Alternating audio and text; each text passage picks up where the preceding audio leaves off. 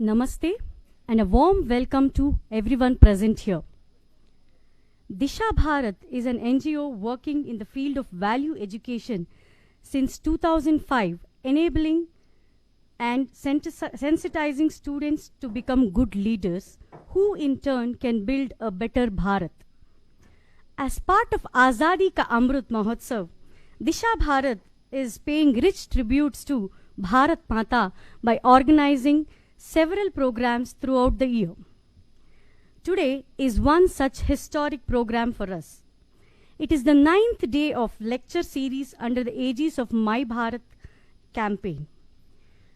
Today we are honored to have Shri Ram Madhav ji with us to deliver his speech. Ram Madhav ji, we welcome you here, sir.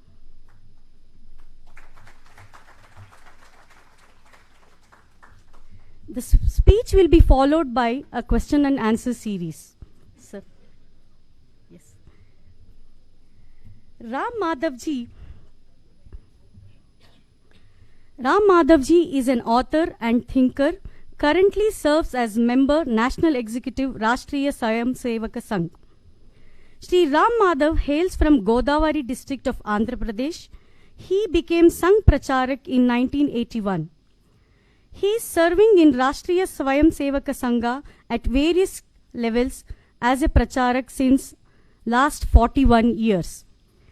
Currently, he is serving as National Executive Member of Rashtriya Swayam Sevaka Sangha. From 2014 to 2020, Shri Ram Madhav ji had served as National General Secretary to the Bharatiya Janata Party. He was in charge of Jammu and Kashmir, northeastern states including Assam, Arunachal Pradesh, Mizoram, Nagaland, Tripura, Manipur, Meghalaya and Sikkim. He was successful in establishing the state governments in 7 states. He is known for socio-political diplomacy across the nation. Ram Madhav is a member of the Board of Governors of India Foundation, a New Delhi-based premier think tank. A renowned author and thinker, Mr. Ram Madhav has over 500 publications to his credit. He has authored several books in English and Telugu, with the most recent one being The Hindutva Paradigm, Integral Humanism and the Quest for a Non-Western Worldview. He is a regular contributor on platforms like the Indian Express, Hindustan Times, Organizer, Open Magazine, amongst others. Widely regarded for his contributions in the field of strategic thinking, political philosophy, and Indian foreign policy, Shri Ram Madhav has travelled widely and addressed several international forums. Ram Madhav is active in social media and familiar on TV channel panel debates. Sir, I heartily welcome to you for this wonderful day.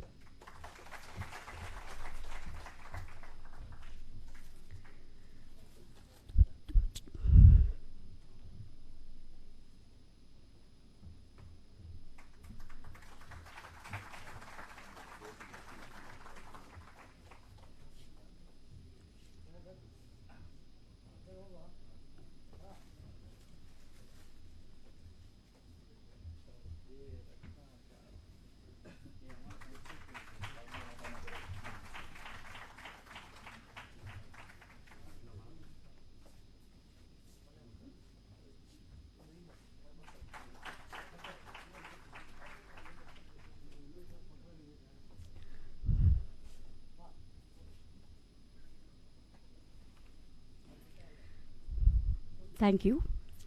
Today, as part of our 9th day lecture series, Ram Madhav ji is going to talk about a topic which is rarely spoken in our history. He is going to talk about 1947, remembering the tragic stories of partition. I heartily welcome Ram Madhav ji on the stage. Sir, the stage is all yours. Thank you.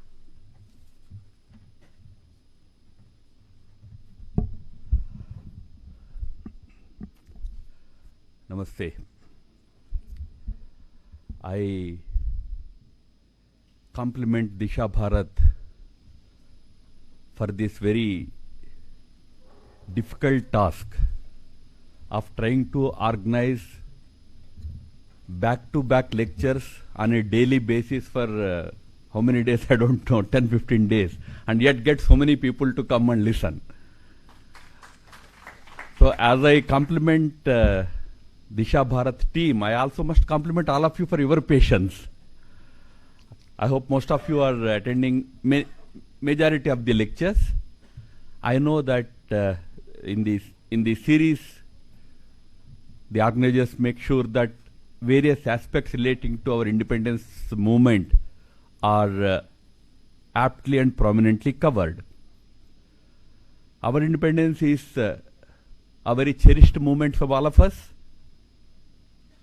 It is the result of the combined effort of millions of Indians through various paths.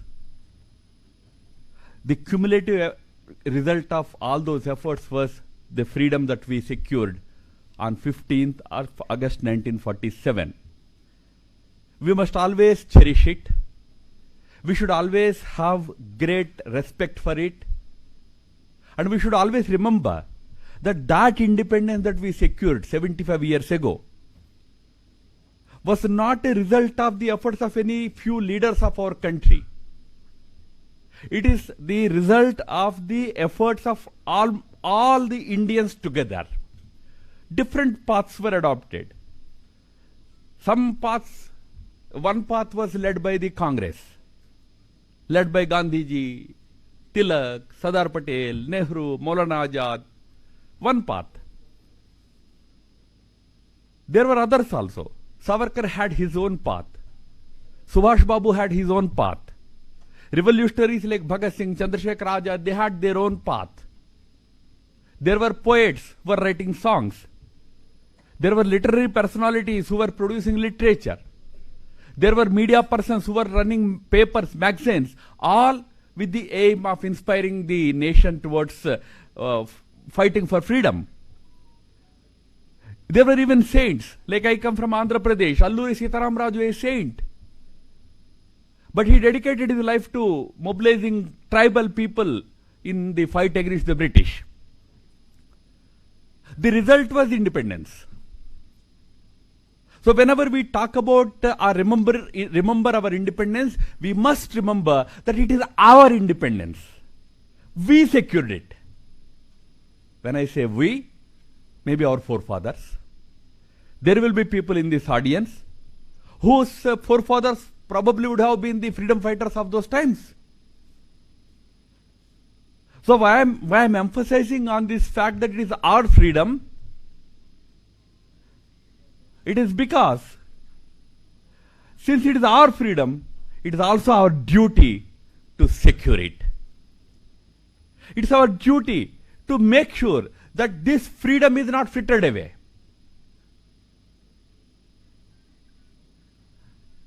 In that context, while we celebrate our independence, we enjoy it, and this year especially, since it is the completion of 75 years of our independence, we will be celebrating it by hoisting our national flag on every household, on top of every household.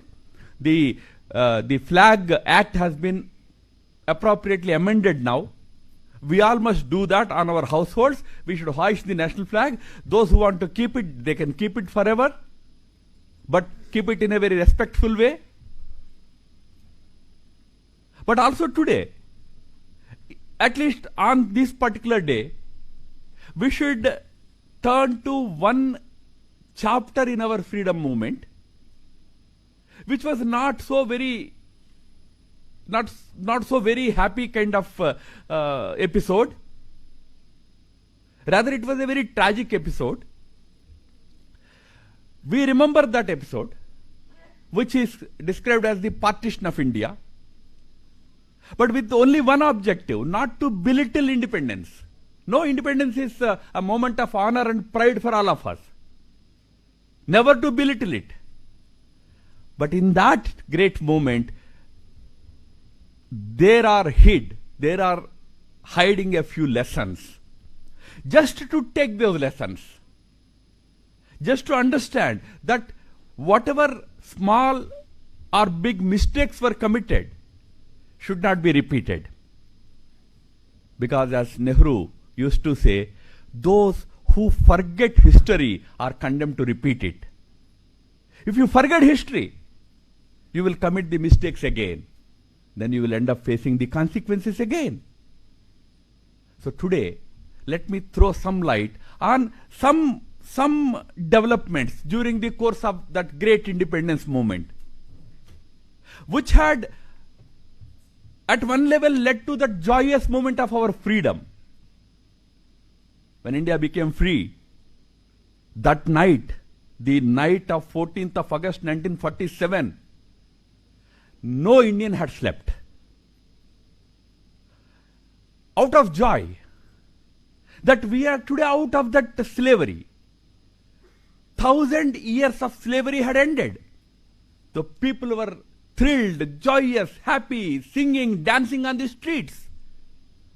And that great famous speech of Jawaharlal Nehru, it's called the Tryst with Destiny speech, which we all study as students in high school and in college. That great speech was being delivered by Nehru. People were really happy, celebrating all over the country. Well, this nation was celebrating that very, very, very important moment in our history. There were some people who were screaming, who were crying, who were desperate. They were not enjoying this great moment of freedom of our country. Instead, they were struggling to survive, running for their lives. They were not anti-freedom. They were not traitors. They were also like you and me.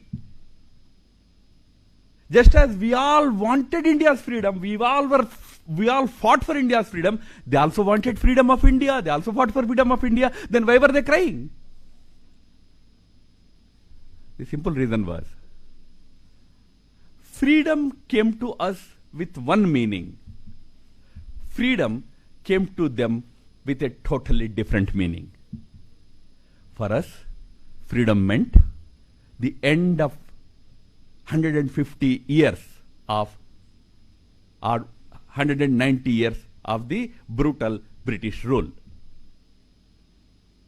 For some, it is the end of centuries of foreign rule. A moment came when we were able to rule on our own self. We were becoming the drafters of destiny of our own lives.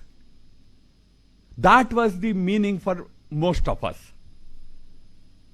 But there were some in our country for whom freedom meant, independence meant looting of their houses, burning thereof their properties, killing of their loved ones, husbands killed, fathers killed, sons killed, brothers killed, raping of their women, uprooting from their places of birth overnight. That became the meaning of freedom for those people. They were helpless. When we became free, we all thought, oh, okay, now my country is free. But on this very same country, on this very same land, there were people who were told that this country on which you are standing, this land, this territory, this piece of land on which you are standing is no longer yours. Overnight they became foreigners in their own country. What happened was, at that stroke of that midnight, India was divided into two countries, Hindustan and Pakistan. Those who were living in Pakistan, until then that was also part of this great country Hindustan, India. For them, overnight, their their land became foreign, or they became foreigners on their own land. Same thing happened to some people living on this side, in Punjab, in Bengal. Overnight, their territory became foreign to them.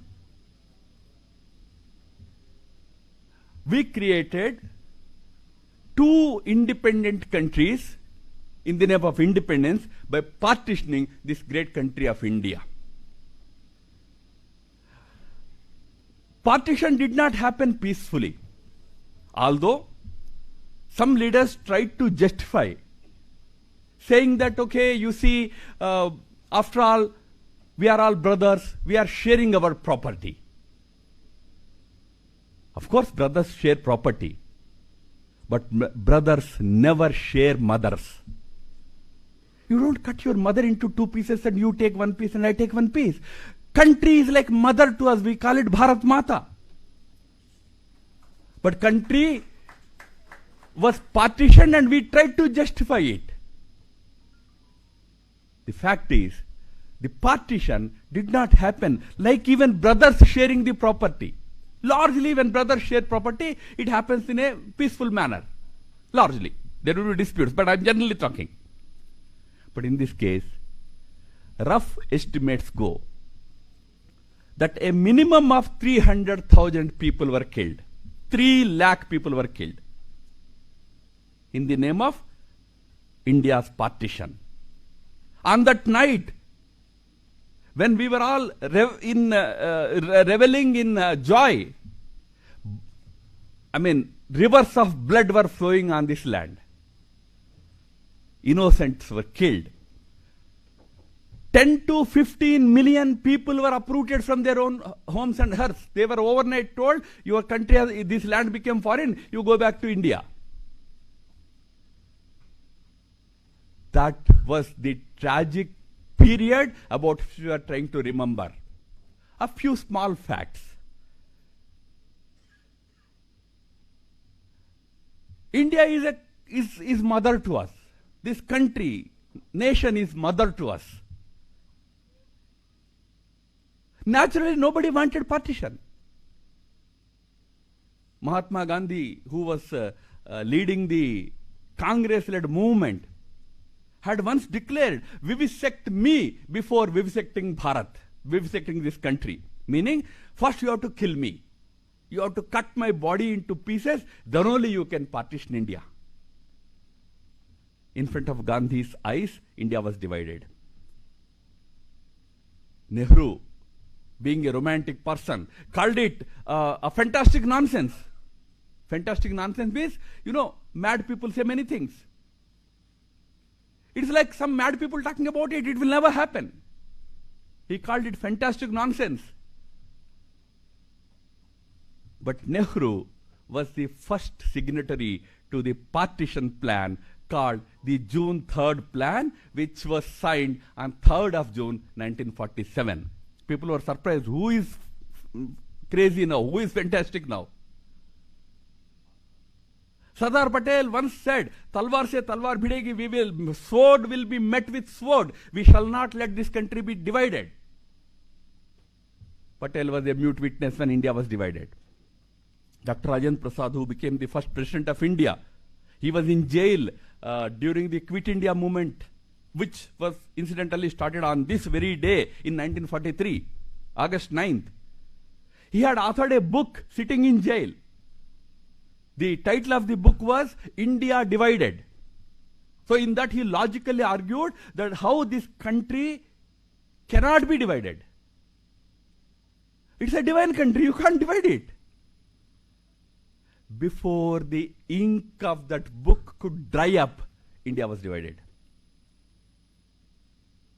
Nobody wanted it. Then why was it divided? Why did partition happen? There is a very heart-wrenching story behind it.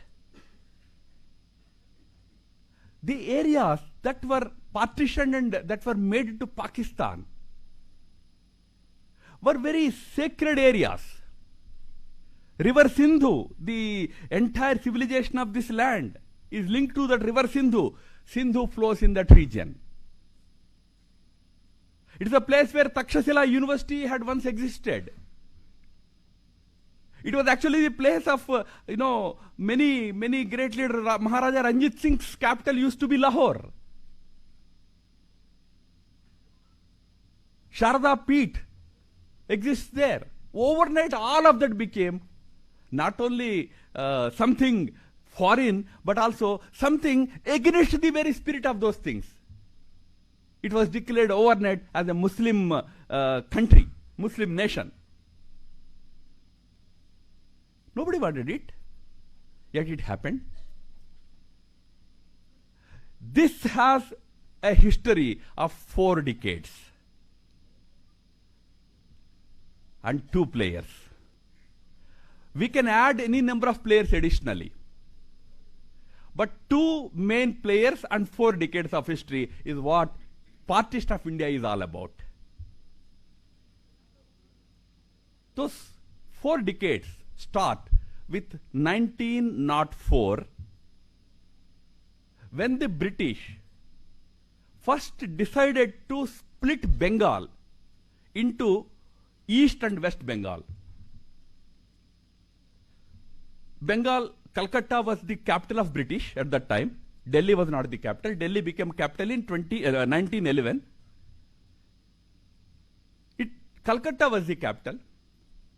Calcutta was also, because it was the capital, it was the hub of anti-British movement. Revolutionaries were there, Congress movement was there, Bengalis were very active in the independence struggle. So the British had decided that let us split Bengal into Hindu and Muslim Bengal, let us divide Hindus and Muslims so that they will fight among each other, we can continue to rule, which generally is described in our textbooks as divide and rule. They attempted it in 1904.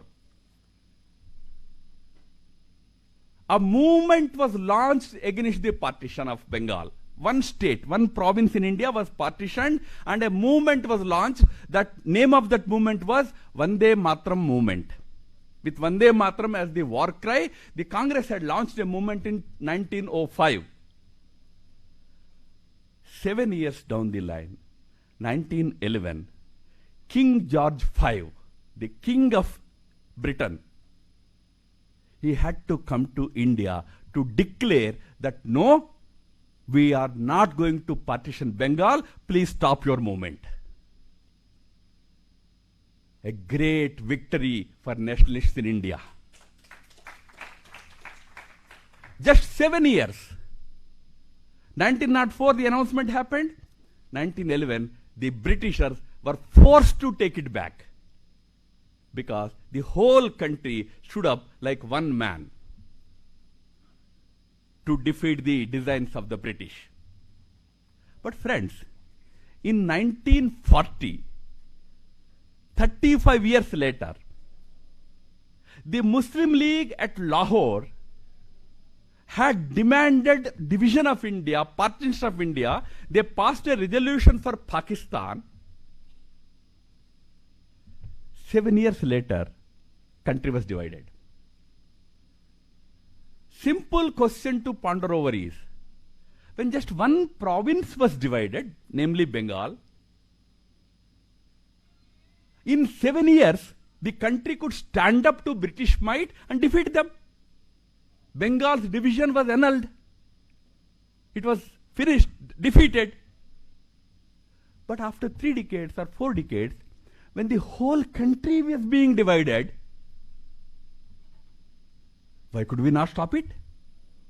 What happened in between those 3-4 decades that we failed to stop this other partition, which was much bigger?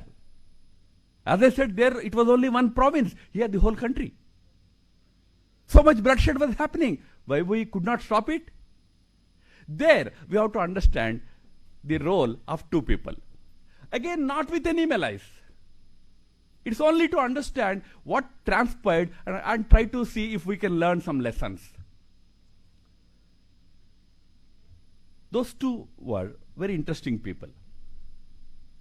Out of the 2, one was there on both the occasions, and he was the winner on both the occasions. The other was not there in the first occasion, But the other was there on the second occasion, but he was the loser. And those two were Gandhi and Jinnah. Incidentally, Jinnah was the winner and Gandhi was the loser.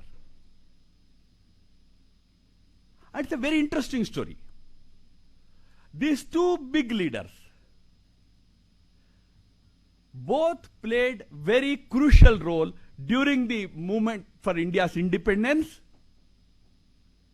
Both had started at a point which was different, ended up at a point which became different, and the results were also different. Let me start with Jinnah. Jinnah was a barrister.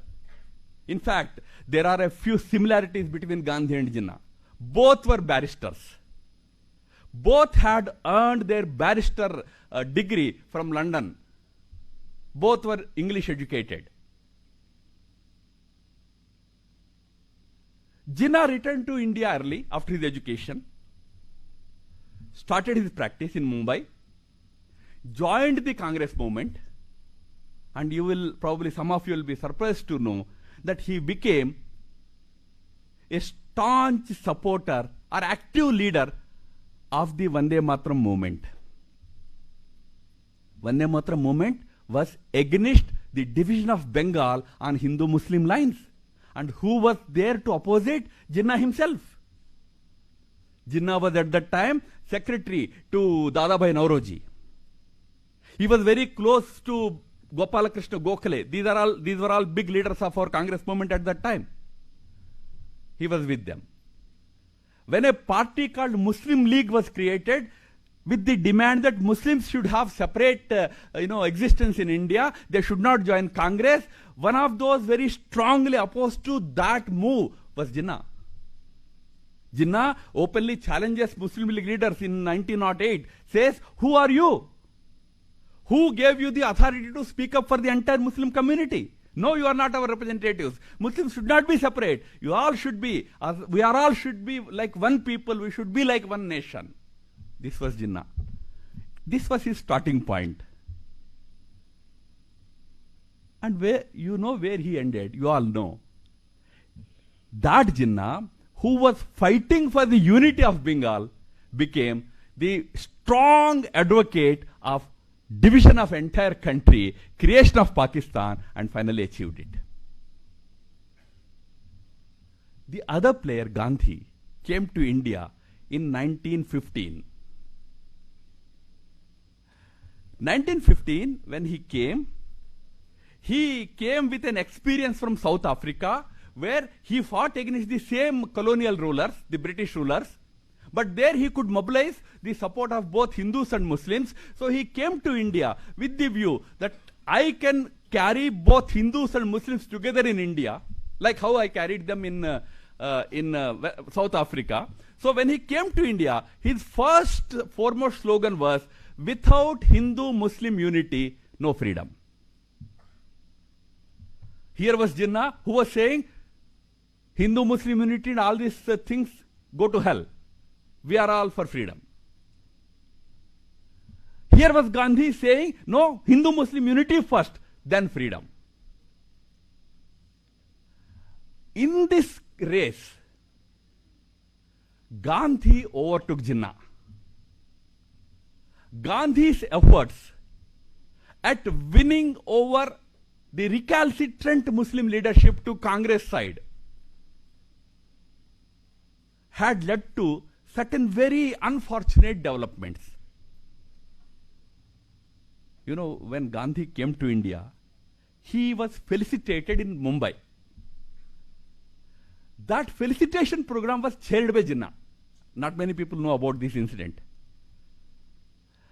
When Gandhi saw that a Muslim was sitting in the chair, Gandhi's first reaction was, "Wow, what a beautiful sight it is. I have a Muslim chairing over my program." It did not appear to Gandhi that it is quite natural. Why this question of Hindu, Muslim, why should we think like this? But Gandhi's view was, because Muslims came with me in South Africa, they should come with me here also. Now we have Jinnah here. But Jinnah at that time was anything but a Muslim. He never went to any mosque. He never prayed. He always wore European dress, suit, boot and tie. He never displayed any religiosity in him. He was never religious. So their first encounter was that. Gandhi's effort was to win over Muslims before we could actually launch a freedom movement. In the process, there was the first movement that Congress wanted to launch, non-cooperation movement in 1919 and 20. Muslims of Muslim League said, we want to have Khilafat movement. Gandhi entered into a compromise because without Hindu-Muslim unity, no freedom. That was the conviction. So Gandhi said, all right, if you come and support my non-cooperation movement, I will support your Khilafat movement, then we can achieve both. Now Khilafat had nothing to do with India. Forget about freedom movement. It had nothing to do with India. Khilafat about the ruler of Turkey, who was removed after the First World War, and the Muslims of Turkey, Turkish people were all Muslims. They themselves had decided that we don't want this ruler. He used to be called as Khalifa. Khalifa means the temporal leader of all the Muslims. Muslims themselves in Turkey had said, we don't want any Khalifa. We want our own Prime Minister, President. We want our own democratic system. But in India, the Muslim League leaders started saying, no, we need to restore Khilafat. Khalifa wapas lana hai. And who supported them? Congress. For what? In a bargain. Okay, I support you in Khilafat. Okay, it has nothing to do with India. Still I support you. In return, you support me. First time, India's independence movement was reduced to a bangan sabji purchase. Where you bargain, na? That bargain which began led to one bargain after the other, one compromise after the other. The whole idea was, if I keep on pleasing these Muslim League people, they come with us, then we get freedom. Savarkar, at one point, tells Gandhi. Gandhi comes to see Savarkar in Ratnagiri. Savarkar tells Gandhi that the path that you took will take India to ruins. What you should do is to tell the Muslim League people that if you come, with you. If you do not, without you. But if you oppose, in spite of you. Meaning, if you come, let us together fight for India's independence. If you do not come, okay, all right, you don't join. We will ourselves fight for India's independence. But if you oppose, if you join hands with the British, we will throw out the British and also you also. Just tell this to the Muslim League leadership. This is what Savarkar tells Gandhi.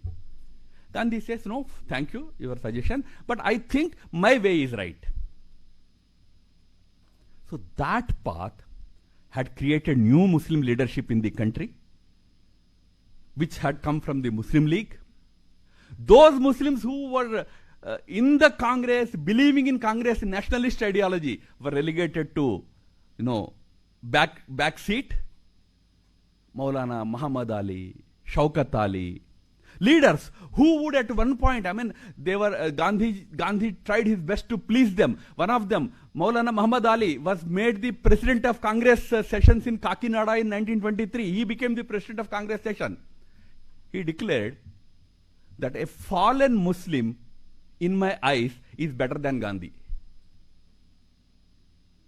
And Gandhi, because he could not take offense to it, because if he took offense to it, this Muhammad Ali fellow will run away. So Gandhi justified it by saying, look, he is only giving his religious position. He probably didn't mean it. He respects me. But religious position he was stating.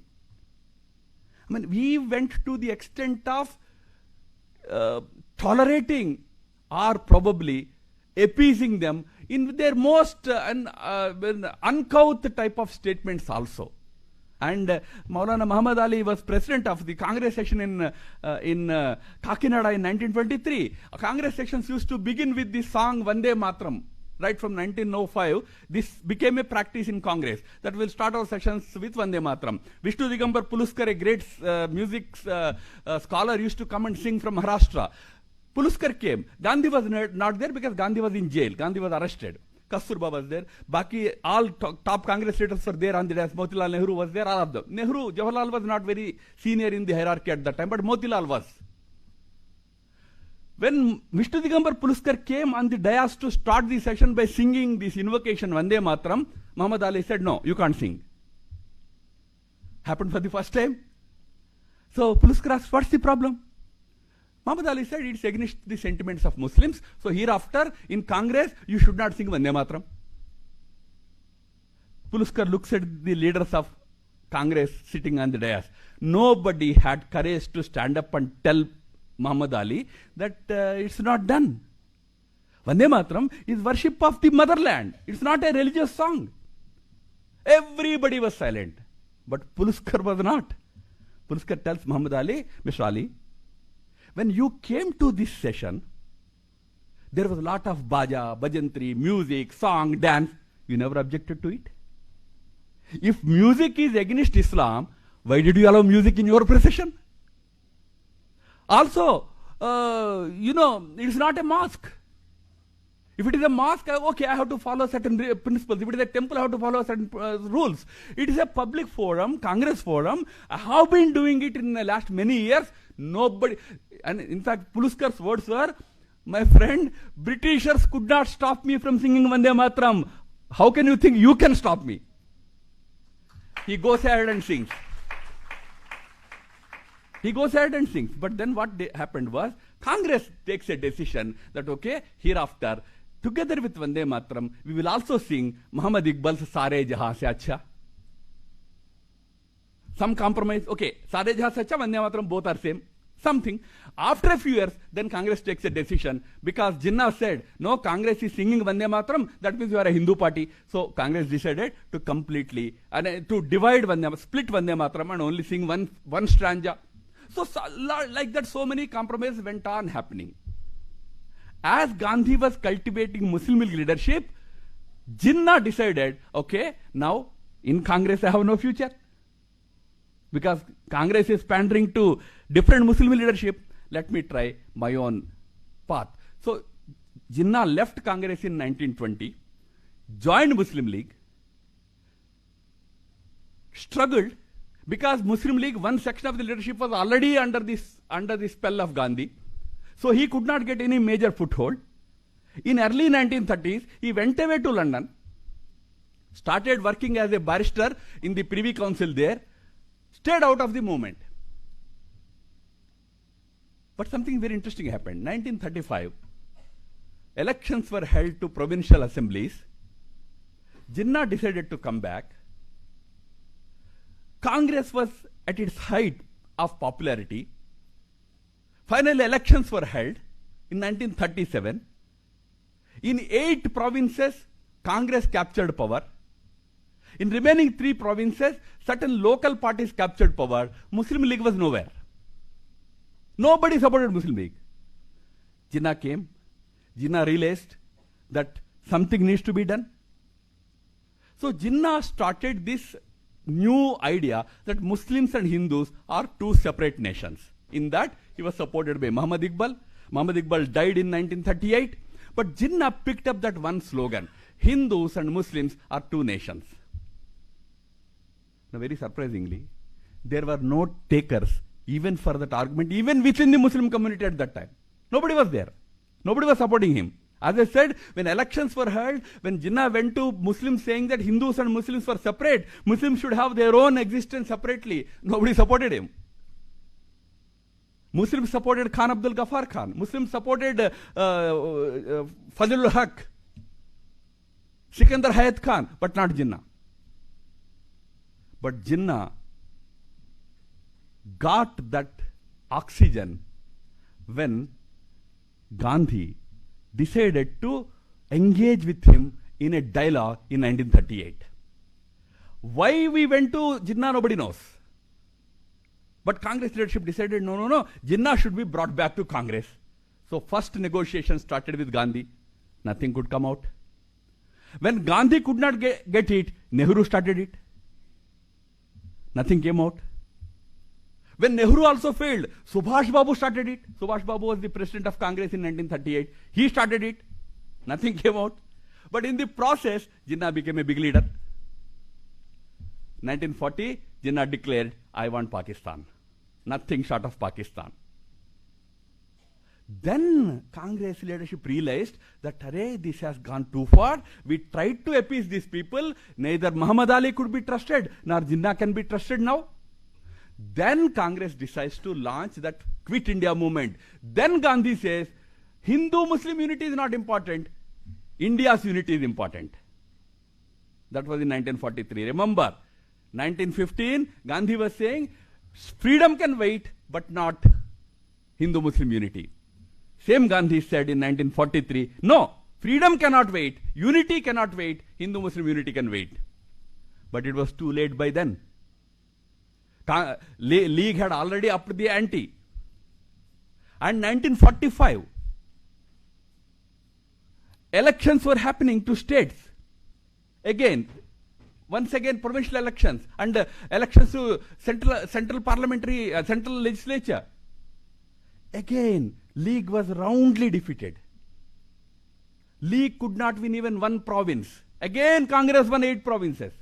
Friends of Congress won even Muslim provinces like NWFP. Khan Abdul Ghaffar Khan, Badshah Khan, his son, they became the leaders there. But again, 1944, Gandhi again started dialogue with Jinnah. 18 days, Gandhi went to Jinnah's house every day, pleading with him, please don't disappoint me. This is the word Gandhi used, please don't disappoint me. And Jinnah said, nothing doing, I want Pakistan, nothing doing. At one point, finally, Gandhi goes to Mountbatten, and Mountbatten came to India in 1947, goes to Mountbatten and says, you see, the Jinnah is not listening to any proposal. Please tell him that let him take over entire India. I don't mind. Let him not divide India. Let him become the prime minister, president, whatever he wants to become. Let him become, but let him become for the president of entire India. Mountbatten asked Gandhi, I mean, this is so strange. I don't know what your other colleagues will say, Nehru Patel will say, but for a moment, can you tell me what will Jinnah say? Gandhi says, yeah, I know. Jinnah will say, this is the most mischievous trick of this old wily man. Gandhi, old wily man, it is going to be his last trick. I don't fall for it. But luckily, Nehru was opposed to it, Patel was opposed to it. So Gandhi's proposal did not go further. But we went to that extent, but in the process, Jinnah, who was not the leader of the Muslims at all, was made into a leader. Wrong priorities, wrong leaders, wrong understanding of this nation, this society, had finally led to a person who was not a Muslim. Jinnah, as I said, was a non-practicing Muslim who married a Parsi. He did not even marry a Muslim. First he married a Hindu Gujarati when she died. He married a Parsi Gujarati, but she died in 1929 or 30. He was a happy man. Liquor, drinking is prohibited in Islam, but not a single day passed for Jinnah without liquor. Until 1937, he never wore any Muslim dress also. For political reasons, he started wearing sherwani after 37. We made such a person a leader by engaging with him, by promoting with him. The result was, when the movement came, he won, and those who wanted the unity of this country with all good intentions, we lost. As I said, finally, in the race, Jinnah won. He had his Pakistan. Gandhi lost. He could not keep India united. And Gandhi knew it was a big setback for him. He tried his best after 43. We must give credit to him. He tried his best to see that India is not partitioned. But it was too late by then. And more importantly, Muslim League under Jinnah had resorted to extreme violence. They killed, they committed riots everywhere. It became free for all in the country, and British were enjoying it. British were just spectators. They were allowing Hindus and Muslims to fight so that they continued to rule over India for many years to come. And that violence had led to Nehru and Patel conclude that we can no longer live with these fellows. Better let them take it. In fact, Nehru tells in the end, and in fact not in the end, in 1956 he says that, you see, none of us wanted partition, but we became very tired. We could no longer stand up to the violence that the Muslim League was perpetrating. So I started with a quote by Gandhi: "Vivisect me before vivisecting India." That was Gandhi when the partition resolution was passed by Muslim League in 1940 at Lahore. But in 1947, when the Congress leaders Nehru and Patel and others, Kripalani, went ahead and signed the partition document, when he was asked by people, "You said on your dead body only India can be divided. What do you have to say now?" Gandhi says, "You see, when I said that, I had the whole country behind me. The whole country was ready to fight for the unity of our nation. But today, nobody is with me." When he said nobody, even Nehru is not with me, Patel is not with me. Everybody wants partition. I'm a helpless loner. So I had to now say, okay, I said it, but today, again I have to go by what people want. People, by people he meant the leaders of Congress. None of them is with me today. I can't help accept this as a fait accompli. I don't accept it as a person. So he was not there when India was celebrating independence. He was there in Calcutta, attending to the riot victims there. Nehru called him, Mountbatten called him, "Please come to Delhi, please be a part of the celebration." And Gandhi says, "No, I can't celebrate this moment. When my whole dream was shattered, I can't celebrate it." So he stayed away, admitted failure, and finally he wrote in Harijan that he begged the people, he said, "Please, posterity, when they see the partition and its evil effects on both Hindustan and Pakistan, they should not blame this poor old man for the partition of this country." Maybe, yes, we should not blame any one person in this, but the sequence of events must tell us one or two important lessons. Lesson number one is never compromise on the question of country's unity and integrity. On that, no compromise. Today you see that when we integrated Kashmir, when we are standing up to China on the borders today, or when we are sending our aeroplanes to Pakistan to bomb their terror hideouts, we are conveying the message that we have learnt our lessons, no longer compromise about the unity of the country, integrity of the country. Secondly, never allow appeasement. Appeasement is never the way forward for any great nation. Country's unity is the responsibility of each and every citizen. You may be a Muslim, you may be a Hindu, you may be a Christian. This country is the responsibility, its unity is the responsibility of each and every citizen of this country. Nobody can demand, "I'm a minority, give me this right, then only I will be with you." No. So never try to appease anybody, much less wrong people.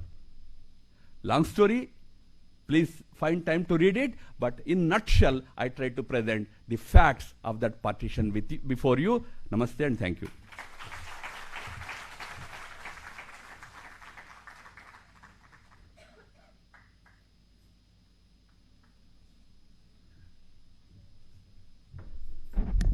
Thank you, sir, for such an inspiring story you told all of us. Is there any questions to be asked? Sir is here. Any questions to be asked?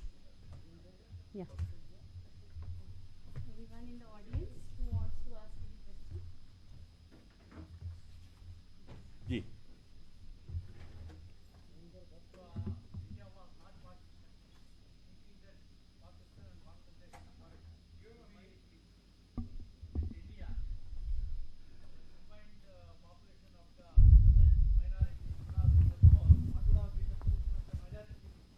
Now, first of all, this whole myth that Jinnah created, some of us are carrying it forward today, that Hindus and Muslims cannot live together. Remember, India is the second largest Muslim country in the world. First largest country is Indonesia, second largest country is India. For last 75 years, we are living together. Problems are there. And I tell you, those problems are the result of this partition. Had partition not happened, probably that mindset would not have developed in the sections of Muslim community. So, first of all, remove it from our minds that we cannot live together. So what will happen? Another 20 crores join us. That's not the question at all. If that is the case, then you have to give up Kashmir also. You have to give up Northeast also. Because there are no Hindus there. I mean, many parts of Northeast. What India stood for was that irrespective of religion, we are all sons and daughters of this great motherland called Bharat Mata. You have to teach that to everybody. And I can tell you, there were any number of Muslims who had believed in this principle until we started appeasing these wrong people in Muslim League. Congress continued to have, Ansari Saab, Maulana Azad, many others in its ranks. We had revolutionaries like, Ashfaq Khan. I don't know if you people have heard about that young man who was sent to gallows by the British rulers at the age of 22 because he took to the revolutionary route inspired by Bhagat Singh and others. He was in jail waiting for his death punishment, death by hanging. Jailer was a Muslim. He comes and asks Ashfaq Khan, what are you doing? This whole independence movement is the movement the Hindus are fighting for their independence. Why do you want to join them?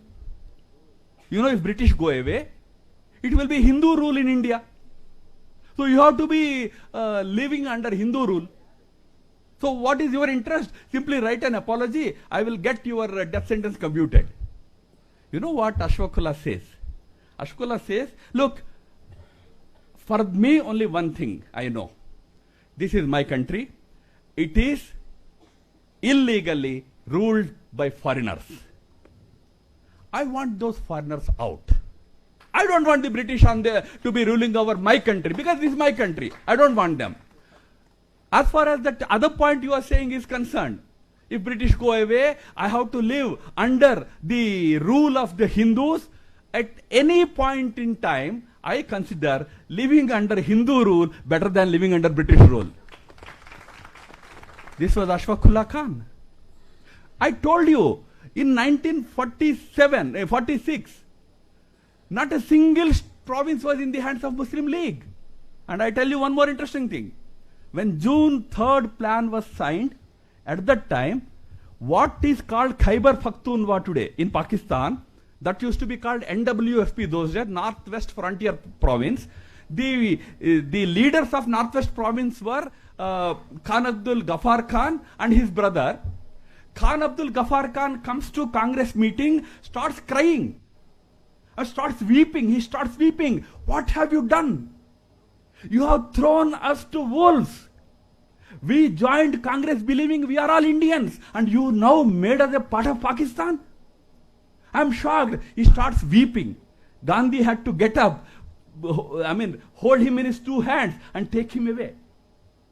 And afterwards, Ghaffar Khan wrote a book, his own journey. In that, he gives choicest gali to Congress. He says, which nationalist Muslim will ever believe in Congress leadership? Yes. So, please remember that we have been living together. We have to live together.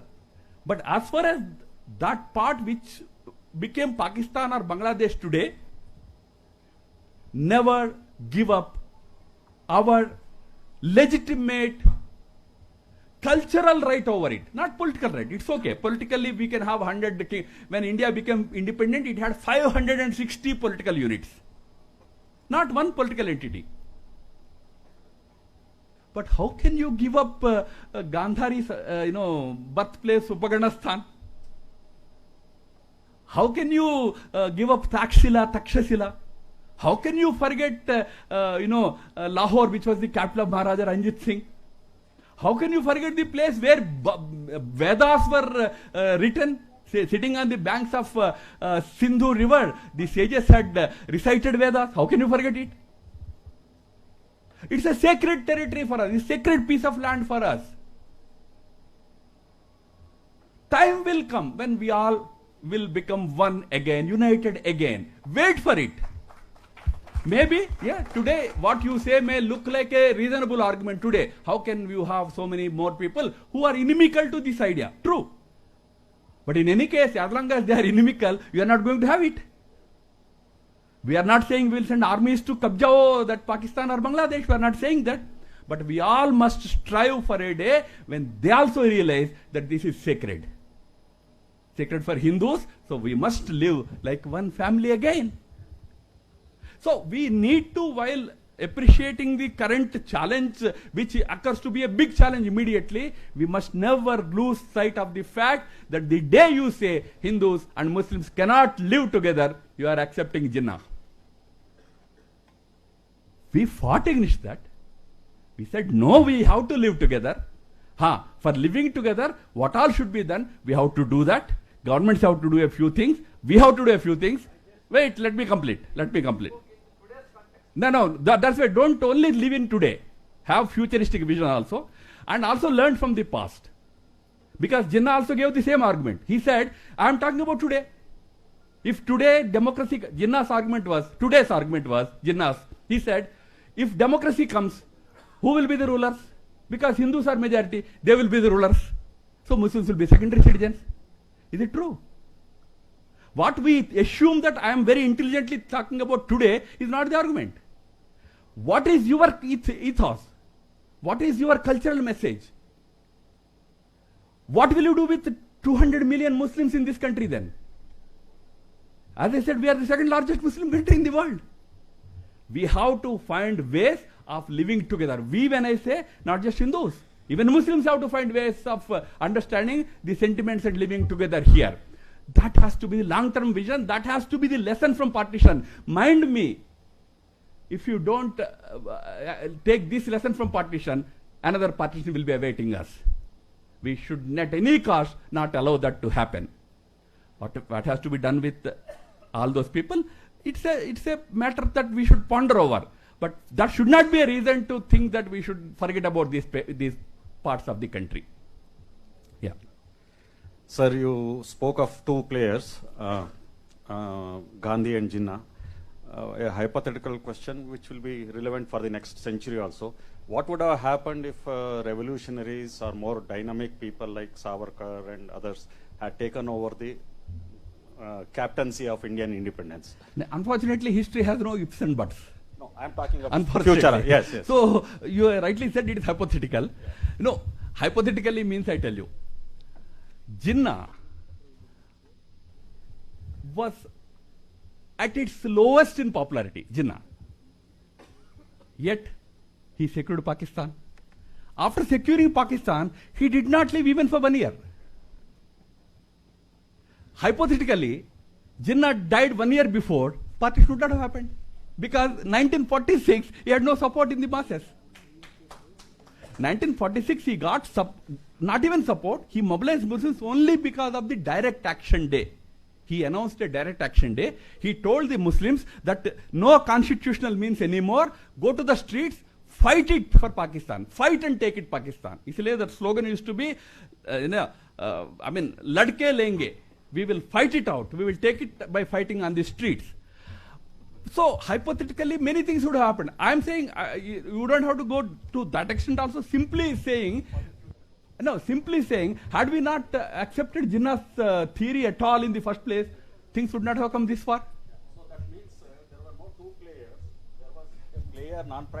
There was a non-practicing Muslim who was not even popular among Muslims, let alone Muslim League, who was made a player by one player. No, both are players. Also, there are so many supporting players. Like, between 1944 and 47, Gandhi was a non-entity in Congress. Gandhi suggested that don't accept June 3rd plan. Nehru said, I don't have to consult you. Nehru wrote a letter to Gandhi, I never believed in your ideas long back. Now there is no question of accepting them. Nehru did not believe. Patel said, we are taking decisions unanimously, you please keep off. Nobody was listening to Gandhi in the last 3 years. That's why Gandhi says in the end that please, when a situation comes like this, when you discuss that, please don't blame me. Means don't blame me alone. Probably that was his contention. He had to shoulder his own responsibility, no doubt. But this is all, that's why I said don't take it down to individuals. Although I said to individuals, they played main roles. But there is a history, there is a sequence of events. Everybody, many others were complicit in it. Many are, it's a very long subject, but I tell you. In 1939, Muslim League was in very bad shape. They tried to capture some governments. In Sindh, there was a government led by one Allah Bakhsh Samru. This Allah Bakhsh Samru was thoroughly anti-Jinnah. He was for United India, Allah Bakhsh Samru. He was the premier. Those days they are called premier. What is chief minister today used to be premier those days. Allah Bakhsh Samru was the premier. Muslim League brought a no confidence motion against Allah Bakhsh Samru. Do you know who supported? Congress. The result was Allah Bakhsh Samru was defeated. Muslim League government was formed. But Muslim League government was formed, but Congress did not join it. You know who joined? Hindu Mahasabha. So much happened. I mean, that's why I'm saying. In 1940, Calcutta Municipal Corporation elections happened. Subhash Chandra Bose won 21 seats. Shyam Prasad Mukherjee was Hindu Mahasabha leader. They won 16 seats. There were a total of 80 seats. 21 and 16 is how much? 37. You just needed 3 more. 18 seats were won by Muslim League. Subhash called Hindu Mahasabha a communal party and joined with Muslim League and formed the government in Bengal, in Calcutta. So much happened. So that's why I'm saying, while you have 2 players, utter disunity on the nationalist side. Gandhi would not accept Subhash. Patel would not accept Subhash.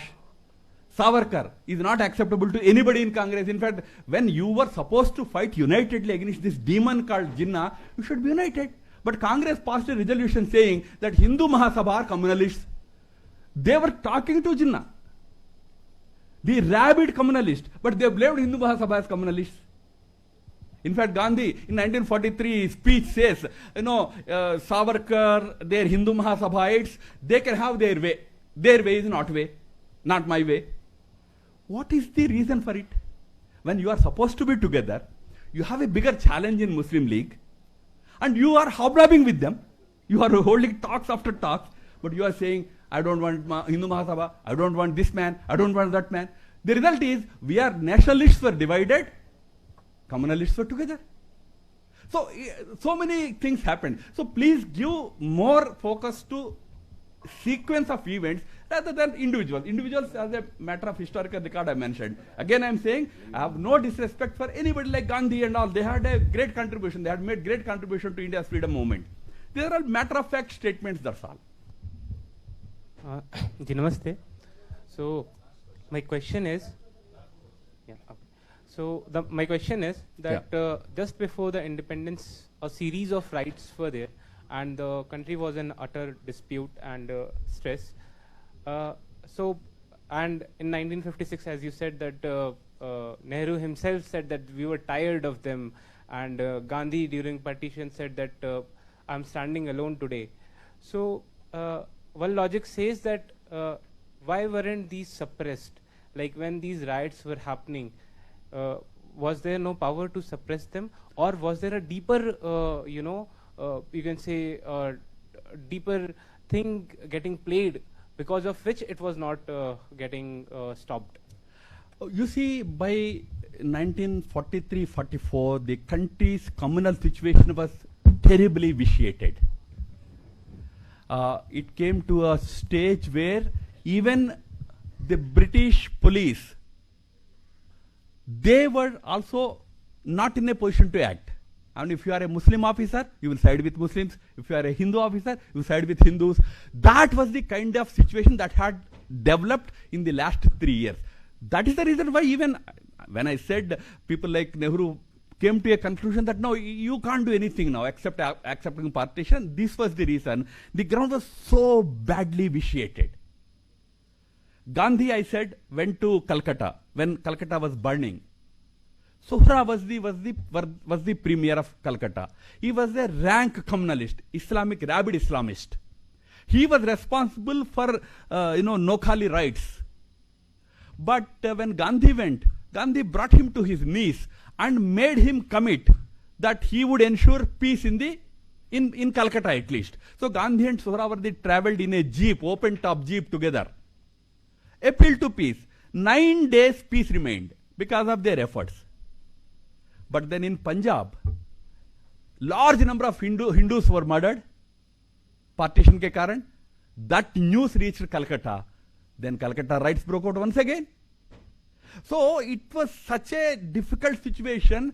British was not sincere. British were in the mood of leaving. They said, okay, let us go, let them die. So a situation emerged where probably the leaders felt they can no longer control it.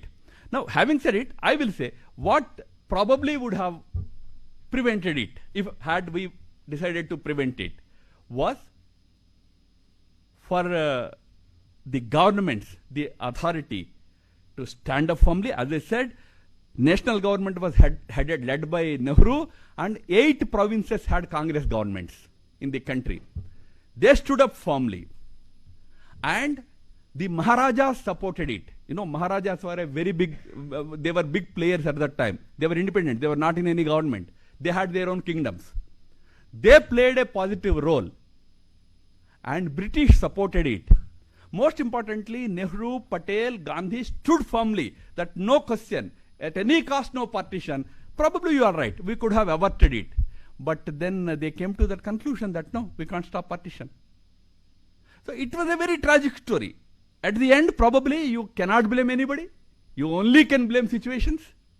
But those situations came because of the follies that were committed in the last 3 decades. As I said, what happened between 1905 and 1911 and what happened between 1940 and 1947 is just the opposite. Same people, same country, 2 different results. Because those 40 years, we had a different history. That compromise history was that result. Anyway, it's a big story. We all can continue to read more about it, come to our own conclusions. Not that I said this should be the conclusion. Maybe you can come to any other conclusion, but whatever may be the conclusion, whatever may be the analysis, we must remember that this country shall not be allowed to be partitioned again. That is the only one message that we should take. Dhanyavad.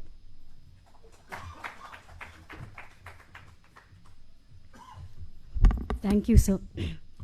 The stories narrated by you around the partition days, the roles played by several leaders during this tragic incident is an eye-opener not only for today's youth and millennials, but also an eye-opener for every individual citizen of this country. Partition tore India and disaster was struck, but it's a lesson for all of us that wrong priorities and wrong leaders will always ruin a nation. So we have to be careful when we are selecting leaders. Thank you, sir, for this eye-opening story you told us. I would also want to thank Jain University management, the media persons who have been here, the lovely audiences and the questions you asked. Thank you one and all for this timely story we heard today. Thank you so much. Thank you, sir.